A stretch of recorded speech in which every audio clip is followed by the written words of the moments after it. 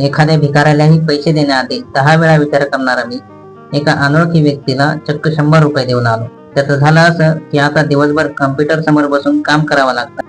त्यात माझे 2चे 4 डोळे आधीच झालेले होते, म्हणून म्हटलं परत एकदा डोळे चेक करू.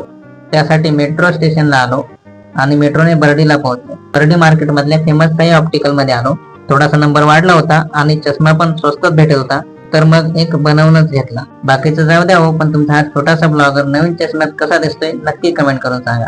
लगेच रूमवर जाऊन करणार तरी काय, म्हणून मार्केटमध्येच भटकंती करायचं ठरवलं. भटकता भटकता एका चांगल्या घरातल्या दिसणाऱ्या आजीने बेटा 100 रुपये देतोस का रे असं विचारलं. त्यांच्या आवाजात ओलावा आणि डोळ्यात करुणा दिसत होती. तेव्हा भिकाऱ्यालाही पैसे देण्याआधी 10 वेळा विचार करणारा मी कसलाही विचार न करता पटकन 100 रुपयाची नोट काढली आणि देऊन टाकली. त्यानंतर घुसलो स्मार्ट बाजारात आणि मैत्री झाली तिथेच काम करत असणारे दिलखुलास व्यक्तिमत्व नवीन भाऊंची. कुटुंबापासून लांब राहतो म्हटल्यावर माझ्या आरोग्याची काळजी मलाच घ्यायची, म्हणून खाण्यासाठी काही ड्रायफ्रुट्स खरेदी केले. तर हे बघा मित्रांनो, याला म्हणायची मार्केटिंग स्ट्रॅटेजी.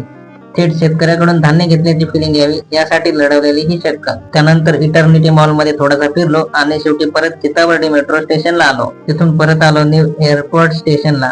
अरेच्या महत्वाची गोष्ट तर राहिलीच, आपली 100 पेक्षा जास्त इन्स्टा फॅमिली पूर्ण झाली. त्यासाठी खरंच तुमच्या मनापासून आभार. तुमची अशीच साथ लाभली तर एक दिवस आपणही उंच भरारी नक्कीच घेऊ.